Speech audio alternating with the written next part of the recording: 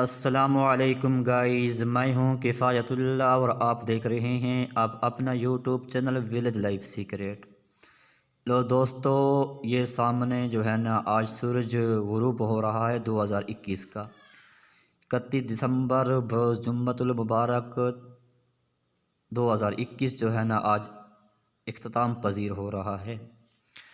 और जैसे कहावत है ना कि 31 दिसंबर को लोग साल बदलते देख रहे हैं, हमने साल भर लोगों को बदलते देखा है और हम यकीनन हमारे साथ ऐसा हुआ है। ये 2021 जो है ना, ये हमारे लिए बहुत ही परेशानी का साल था।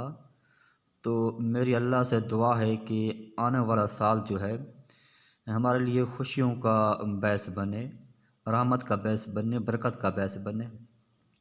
ये आप सामने देख रहे हैं, माहौल भी है बड़ा प्यारा। ये सामने सूरज जो है ना 2021 का सूरज जो है ना गुरूब हो रहा है।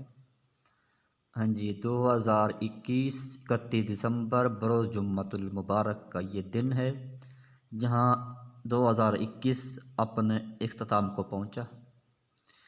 खुश रहें और खुशियाँ बांटा करें। भाई दुनिया में कुछ भी नहीं है, यहाँ कोई किसी का नहीं है। दुनिया में वही अपना है जो अपनी जेब में है, बस।